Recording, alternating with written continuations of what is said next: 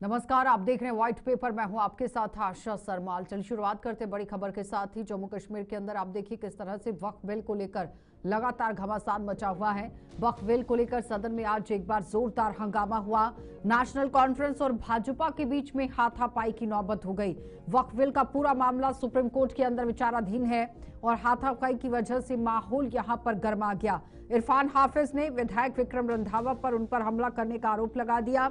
आज जम्मू कश्मीर की असेंबली के अंदर वक्फ बिल को लेकर मुद्दा उठाया गया, लेकिन उस बीच में हाथापाई पर यहां नौबत आ गई है। एक तरफ आप देखिए असेंबली के अंदर लोगों के मुद्दों पर चर्चा होनी चाहिए, मुद्दों को सुलझाने के लिए रणनीति तैयार की जानी चाहिए, लेकिन असेंबली के अंदर हाथापाई की अगर नौबत आ जाती है तो फिर कई तरह के सवाल जरूर खड़े होते हैं। और उसके साथ साथ वक्फ बिल को लेकर अगर बात की जाए तो सुप्रीम कोर्ट के अंदर विचाराधीन ये पूरा मामला है। लोकसभा राज्यसभा के अंदर से पारित कर दिया गया, राष्ट्रपति की तरफ से मंजूरी दे दी गई, कानून ये बन गया है। लेकिन उसके बाद विपक्षी पार्टियों ने चुनौती इसे दी है सुप्रीम कोर्ट के अंदर, जहां पर दलीलें रखी गई हैं। लेकिन फिलहाल असेंबली के अंदर आज इसी को लेकर लगातार हंगामा देखा गया, जिसमें इरफान हाफिज ने विक्रम रंधावा पर ही हमला करने का आरोप लगा दिया कि भाजपा के नेता ने उन पर हमला किया है और कई तरह के सवाल उठाने की कोशिश की गई। साफ तस्वीरें आपके सामने, ये वो असेंबली जहां पर आम लोगों को जिताकर चुनकर भेजा जाता है कि आप आम जनता के मुद्दे सुलझाइए,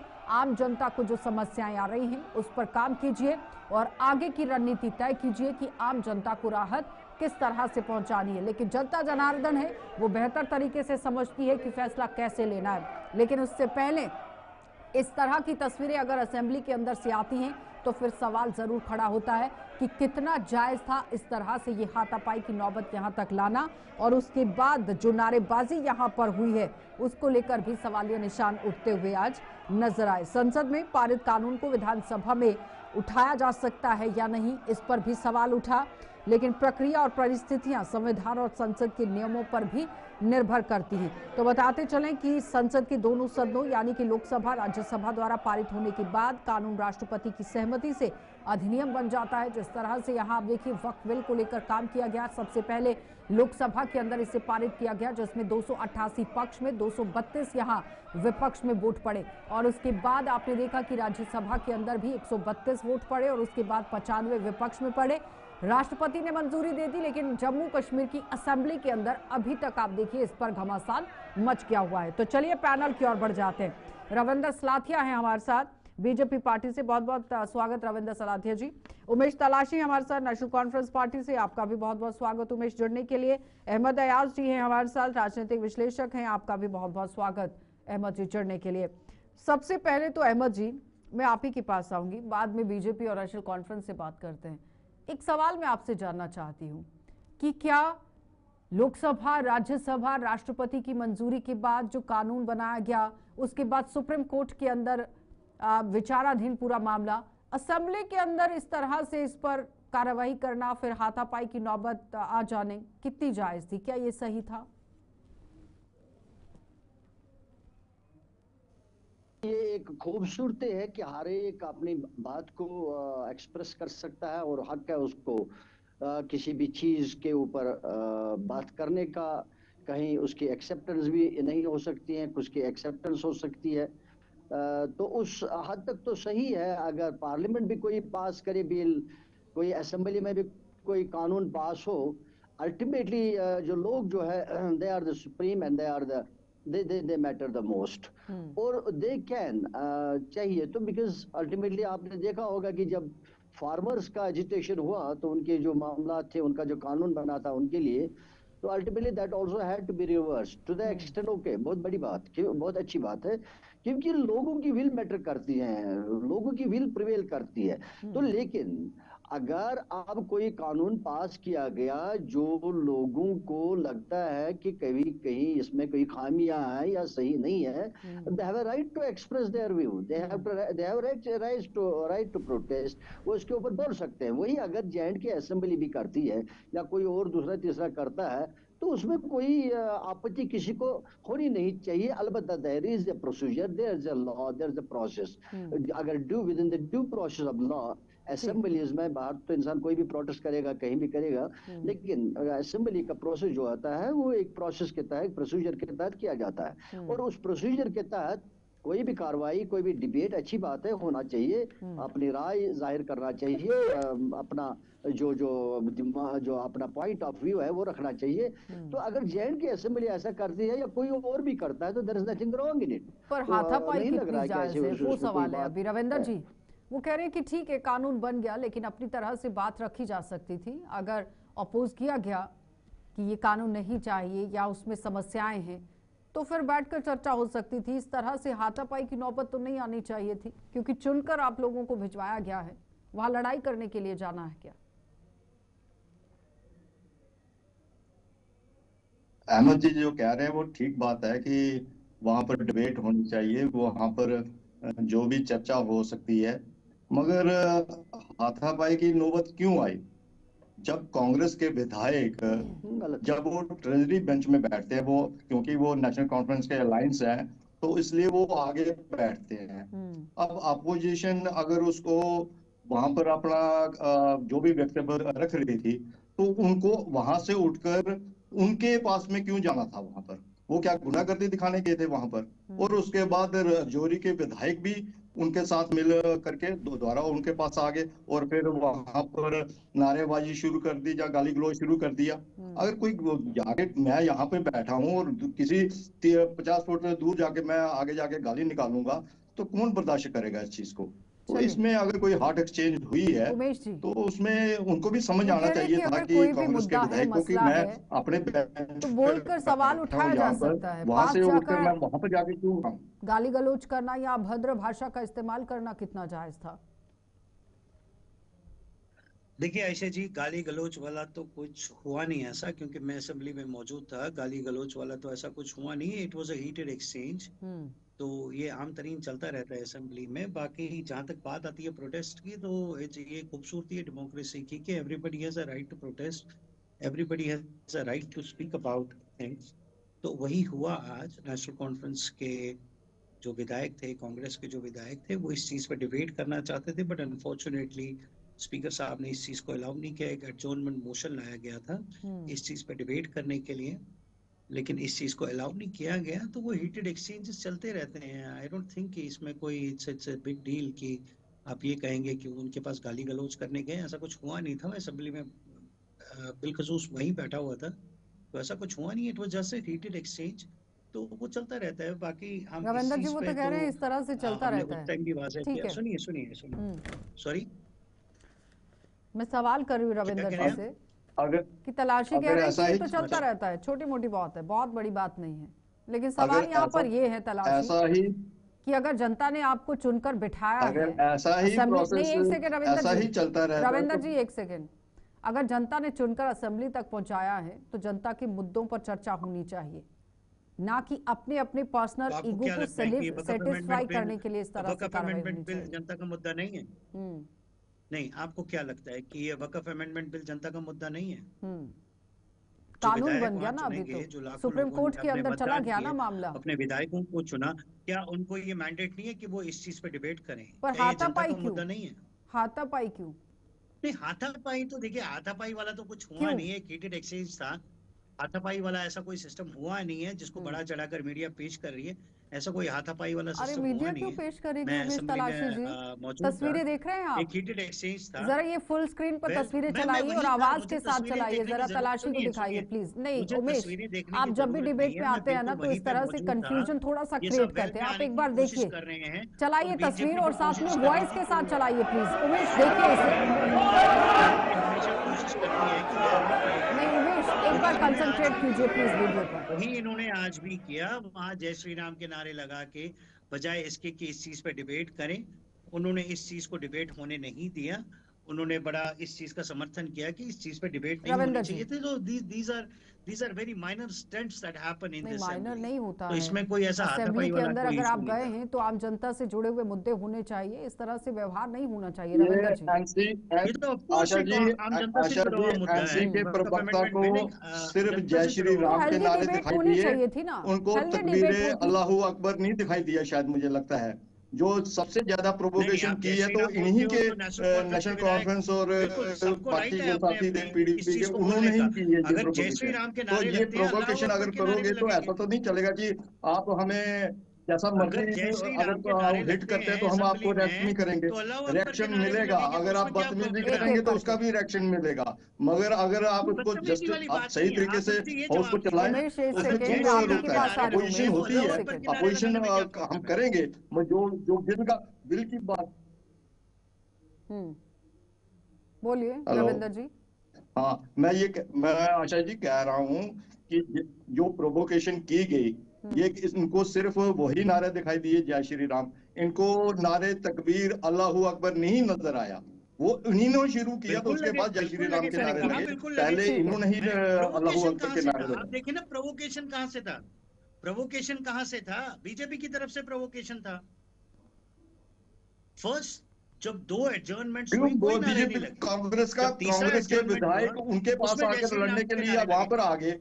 जब वो उनके पास स्टडी बेंच कहाँ पे है उनका, और वो वहां पर आकर बात करेंगे या धक्का मुक्की करेंगे तो कौन रिएक्ट नहीं करेगा उस पे? देखिए, तो जो रिएक्शन है वेल में आएंगे वो लोग तो उसी धक्का के मुक्की होती एक्शन है। के रिएक्शन थे। वेल वो में ऐसे आएंगे नहीं है लोग कि तो वो धक्का एक्टिव अहमद मुक्की होती अयाज रिएक्शन जी। है, नहीं है। नो बिग अगर डील। आप हमें कुछ भी कहोगे हम चुप करके आपके ठीक है, देखिए, वेल में लोग आएंगे तो धक्का रहेंगे, मुक्की होती है, ऐसा कोई नहीं उमेश, बड़ी होगा। बात नहीं। ठीक है उमेश। जितने भी वहां बैठे अहमद लोग अयाज हैं, जी, हमारे एमएल विधायक हैं, वो इस तरह से देखिए नारेबाजी। ये जो इलेक्टेड ये जो इलेक्टेड रिप्रेजेंटेटिव्स होते हैं, ये एक क्लास होता है, एक समझदार और सुलझे हुए लोग एक्सपेक्ट किए जाते हैं, इसीलिए उनको वोट भी दिया जाता है, ये जान के कि ये समझदार है, दूसरों से ज्यादा अच्छा जानने वाले लोग हैं। इनसे ये कभी तवक्का नहीं की जा सकती कि असेंबली में जाके, पार्लियामेंट में जाके ये वहां अखाड़ा बनाए जैसे वो पहलवान बाहर खेलते हैं। ऐसा नहीं होना चाहिए।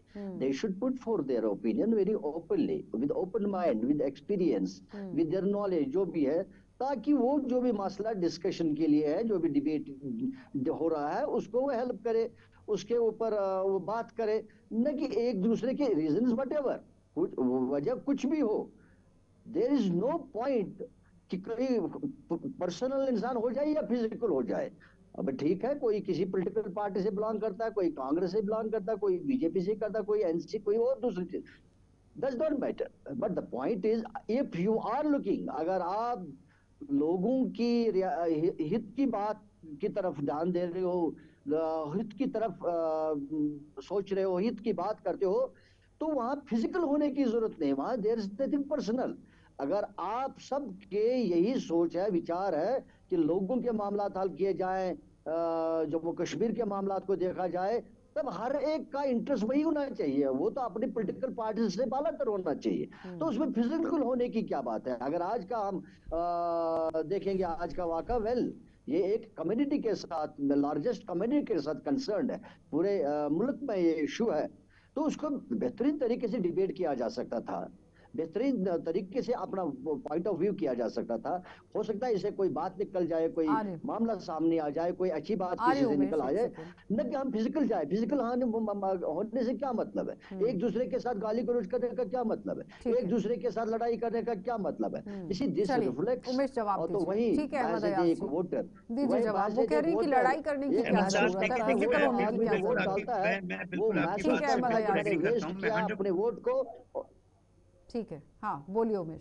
अहमद अयाज साहब, मैं आपकी बात से बिल्कुल एग्री करता हूँ। आप बिल्कुल 100% बिल्कुल जो आपने बोला, मैं इस चीज को सेकंड करता हूँ। बट जब असेंबली में किसी सीरियस इशू को लेके बात होती है और उसके बाद आप एक मतलब आप लोगों को प्रोवोक करते हैं, तो ये चीजें सामने आती हैं, ये चीजें होती हैं। जब आप बीजेपी बजाय इसके कि वो प्रोवोक करने लगी, मैंने आपसे कहा, मैं असेंबली में मौजूद था, जब आप प्रवोक करते हो इन चीजों को rather than debating on the issues, तो ये चीजें सामने आती हैं। और कोई हाथापाई वाला तो मुझे ऐसा कुछ दिखा नहीं। It was just they were trying to get into the well, they were opposing, तो इस चीज में थोड़ा सा धक्का मुक्की हुई होगी, बट ऐसा कुछ हाथापाई वाला इशू नहीं था। बट आपको प्रवोक करने की जरूरत क्या है? आप बीजेपी बैठ के जी वो कह रहे हैं कि एक कम्युनिटी के साथ जुड़ा हुआ मुद्दा था जिस पर हेल्दी डिबेट होनी चाहिए थी, हाथापाई तक तो नौबत नहीं आनी चाहिए थी। डिस्कशन में क्या प्रॉब्लम है? ठीक है दलाल जी, रविंदर जी जवाब दीजिए। ये तो आशा जी, ये तो बात होगी उल्टा चोर कोतवाल को डांटे। प्रोवोकेशन इनकी तरफ कांग्रेस के विधायक कर रहे हैं और ये हमें कह रहे हैं कि आप प्रोवोकेशन कर रहे थे। चलो दूसरी बात ये है कि मेन मुद्दा था आज जो हाउस आज दोबारा शुरू हुआ, जिसको लेकर काफी मतलब ये था कि नए काम होंगे, डेवलपमेंट की बात की जाएगी, मगर उसके ऊपर मोशन लाया गया और मोशन को उन्हीं के स्पीकर द्वारा जो बड़े सीनियर स्पीकर हैं, उन्होंने उसके जो 56 एक्ट के उसके क्लॉज के तहत उसको रिजेक्ट कर दिया। अब ये मोशन भी इन्होंने लाया, रिजेक्ट भी इनके स्पीकर ने किया। इसमें हमने कहां से प्रोवोकेशन किया? हम तो चाहते नहीं है कि जब एक चीज जो बिल है ये जब बन गया, और इससे बड़ी बात है कि ये सुप्रीम कोर्ट में कई पार्टी इसमें चली गई, उसके बाद बिल लाने का तो कोई स्थान ही नहीं बनता है। तो फिर उसके बावजूद भी आप सिर्फ ये नेशनल कॉन्फ्रेंस के जो लोग हैं, जो विधायक हैं, ये सिर्फ ये दिखाना चाहते हैं अपने लोगों को कश्मीर में कि हम कम से कम यहाँ पर तो आपके लिए लड़ रहे हैं, वहां पे क्योंकि पार्लियामेंट में तो इनके राहुल साहब कुछ नहीं बोले, वहां पे तो कोई बात नहीं की, और यहाँ पर अगर ये दिखाना चाहते हैं कि हम कश्मीर के लिए बहुत लड़ाई कर रहे हैं, बहुत फाइट कर रहे हैं इस वक्फ बोर्ड के लिए, तो ऐसी चीजें सिर्फ दर्शाने की बात है, बाकी ऐसा कुछ नहीं है। जो बिल बन गया है वो बिल बन चुका है, ठीक है। अगर सुप्रीम कोर्ट में कोई पार्टी गई है तो उसका फैसला जब भी होगा वो देखा जाएगा। लेकिन राहुल संसद के अंदर भी मौजूद है, लोकसभा में, भी होगा, उसके बाद फैसला प्रवक्ता है अहमद अली फयाज साहब, सुनिए, इन्होंने बड़ा वाज़ेह तौर पे आपको बोला कि जब फार्म लॉस पे बात हो सकती है, सीए पे बात हो सकती है, एनआरसी पे बात हो सकती है, डिबेट हो सकती है, even after passing the bills, तो इस चीज पे बात क्यों नहीं हो सकती? क्योंकि बीजेपी चाहती नहीं है इस चीज पे बात होना। तो वही एक आपका एक प्रोवोकेटिव मैनर रहता है असेंबली में। मैंने सारे असेंबली सेशंस अटेंड किए हैं, I have attended all those assembly sessions. मैंने देखा है बीजेपी का बड़ा सिंपल सा फंडा रहता है कि they you know provoke the government. तो इनका कोई हेल्दी डिस्कशन रहता कहां से रोल आ गया? मुझे ये बताएं कि इसमें तो मोशन तो आपने नेशनल कॉन्फ्रेंस ने लाया, इसमें बीजेपी की प्रोवोकेशन कहां से आ गई? बात आती है कि ये देखिए डिस्कशंस तो होंगी, कल भी मोशन आएगा, कल भी एडजर्नमेंट मोशन आएगा। मैं आपको बता रहा हूँ, आज ही बता रहा हूँ, एक एडजर्नमेंट मोशन कल भी आएगा, कल भी इस चीज पर डिस्कशंस होंगी। नहीं करने देंगे फिर वही होगा जो आज हुआ। हाथापाई मतलब धमकी। उमेश, हाथापाई तो नहीं कह सकता मैं, बहस होगी। नहीं, ये कौन सी बॉडी लैंग्वेज है डिबेट के अंदर? ये कौन सी धमकी हो गई? जम्मू कश्मीर के जो नेशनल कांग्रेस ने अपना मैनिफेस्टो दिया हुआ है, अभी तो आप 2 सेकंड पहले कह रहे थे कि ऐसी नौबत नहीं आनी चाहिए और ना ही ऐसा हुआ, और अभी 2 सेकंड में आप कह रहे हैं कि ऐसी नौबत फिर से आएगी। क्या मैसेज दे रहे हैं जनता को आप? नेशनल कॉन्फ्रेंस ने कोई नहीं, क्या समझा जाए इसका फिर मतलब कि वोट बैंक के लिए कर रहे हैं आप लोग, सिर्फ लोगों को दिखाना चाह रहे हैं कि हाँ ठीक है हम आपके लिए लड़ रहे हैं असेंबली के अंदर, चाहे कुछ हो ना हो, लेकिन हम लड़ रहे हैं आपके लिए, यही है? वो तो आपका नैरेटिव है, क्या कर रहे हैं? नैरेटिव को बिल्ड करना। 1 मिनट उमेश की आवाज को बढ़ाइए please. Umesh please repeat your words. क्या बोला आपने? देखिए मैंने कहा वो तो आपकी मजबूरी है, आवाज को बढ़ाइए कि लोगों को दिखाने किस चीज की मजबूरी? आवाज आ रही है आपको? हाँ बिल्कुल, किस बात की मजबूरी? बिल्कुल आप लोगों की मजबूरी है कि बीजेपी की बात को आगे रखना। देखिए हमें नैरेटिव बनाने की जरूरत तो नहीं है। आपको प्लेटफॉर्म क्यों दिया गया है फिर चैनल पर? नहीं, अगर हमें ये एजेंडा या इस बात को आगे प्रमोट करना है तो फिर आपको क्यों बिठाया गया है उमेश? ये मीडिया के ऊपर थोप देंगे। आप नेशनल कॉन्फ्रेंस से ताल्लुक रखते हैं तो फिर आप डिबेट में क्या कर रहे हैं? प्रमोट करने हैं फिर तो यहाँ मैं सारे बीजेपी के लोगों को बिठा देती। जवाब दीजिए, फिर आप क्या कर रहे हैं डिबेट में? मेरा सवाल जो सीधा सीधा है उसका जवाब दीजिए कि बॉडी लैंग्वेज क्या है आपकी? आप कह रहे हैं कि कल फिर से आप देखेंगे, इसका मतलब कि आप जानबूझकर क्रिएट कर रहे हैं चीजों को असेंबली के अंदर। वोट किया है नहीं, असेंबली के अंदर फिर आप क्रिएट कर रहे हैं चीजों को, इसका प्रूफ दे रहे हैं आप। बॉडी लैंग्वेज बिल्कुल सही रखिए उमेश। ये मैं अपनी डिबेट में टॉलरेट नहीं करती हूँ, ये पहले आप ले लीजिए इस बात को। नहीं रविंदर जी, 1 सेकंड। उसमें बीजेपी या बीजेपी की अलाइड पार्टीज क्या बोलती हैं हमें फर्क नहीं पड़ता। नहीं, आम लोगों के लिए आप क्या मैसेज छोड़ते हैं ये हमारे लिए बहुत इंपॉर्टेंट है। पार्टियां आपस में क्या कर रही हैं हमें उससे कोई लेना देना नहीं है, लेकिन लोगों के लिए क्या मैसेज जा रहा है वो बहुत इंपॉर्टेंट है। किस चीज पे बात करते हैं और आप अपनी बात को स्टैंड रखिए। हमें पता है लोगों के बॉडी लैंग्वेज ऐसी नहीं लूंगी मैं, हम करते रहेंगे। प्लीज उमेश, ये आइंदा से आप ध्यान रखिए। अहमद अयाज जी, इस तरह से धमकी भरी बातें ये क्या दर्शाती हैं? ठीक है, आपको अपनी बात रखनी है, अपना स्टैंड रखना है, आप रखिए, लेकिन इस तरह से धमकी भरे लहजे से आप क्या दिखाना चाहते हैं कि लोगों को आपसे बरगलाना चाहते हैं कि हाँ ठीक है हम आपके लिए लड़ रहे हैं, कुछ हो ना हो, मिसलीड किया जा रहा है लोगों को? अहमद अयाज जी जवाब दीजिए जरा। नहीं उमेश, बीजेपी का कहना है, ये तो बीजेपी का कहना है, लोगों को पता है। जवाब दीजिए, कैसे उनकी बात करते। ठीक है उमेश, हो गया। जैसे हमने कहा, धमकियों का जोर जबरदस्ती का कोई जवाब कहीं भी नहीं मिलता, चाहे वो किसी की भी तरफ से आ जाए। जैसे ये एनसी के प्रवक्ता कह रहे थे कि बीजेपी वालों ने हमको प्रोवोक किया। अगर उन्होंने प्रोवोक किया वो भी गलत है। हर एक को मौका दिया जाना चाहिए बात करने का, तर्क समझदार तो वही है ना अहमद अयाज जी, तमिलनाडु समझदार तो वही है कि प्रोवोक के बाद भी अपने आप को संभाल ले।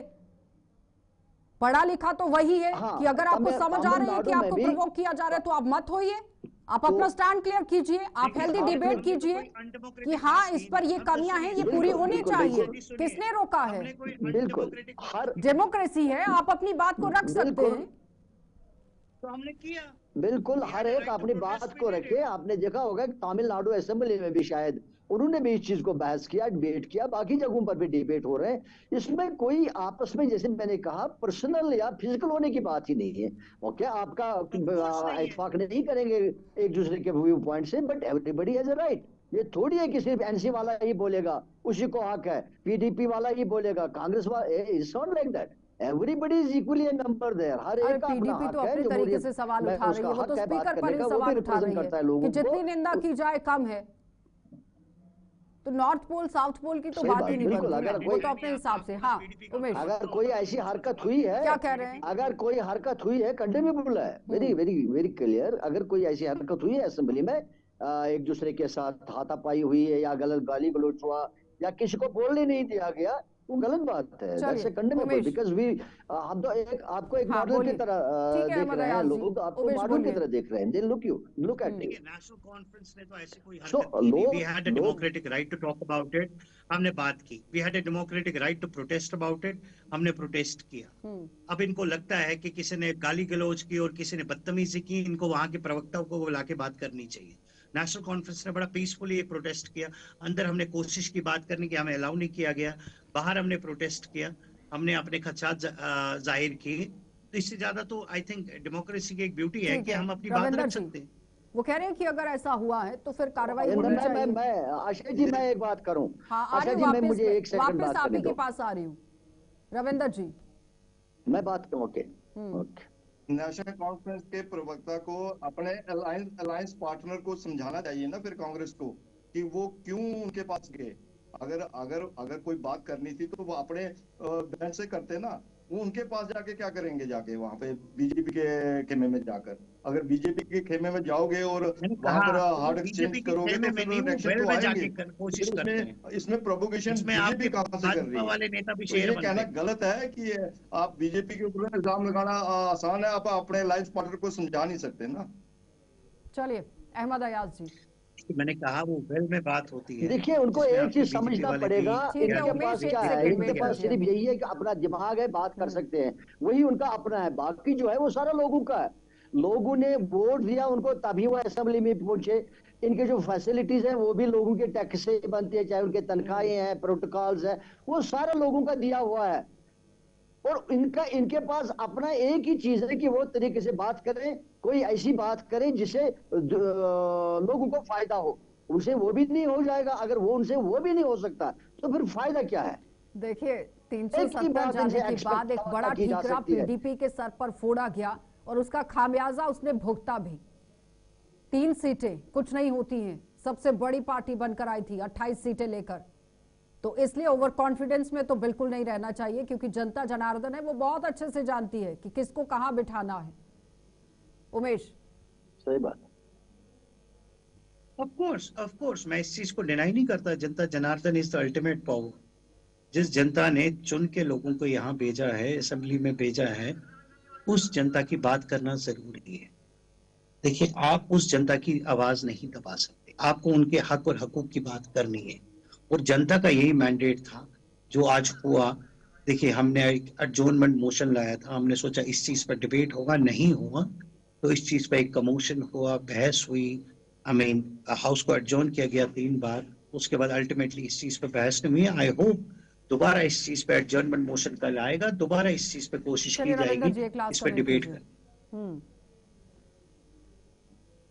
जैसे ये एनसी के प्रवक्ता मेरे फाजिल दोस्त कह रहे हैं कि हम तो लोगों की बात करते हैं और लोगों की बात करना चाहते हैं, तो क्या भारतीय जनता पार्टी नहीं चाहती कि ऐसा माहौल बने असेंबली में कि सभी के जो डेवलपमेंट वर्क्स हैं, जितने भी आपने मुद्दे रखे हुए हैं, सबको अपने अपने असेंबली में ये चीज दिखानी है कि काम होना चाहिए।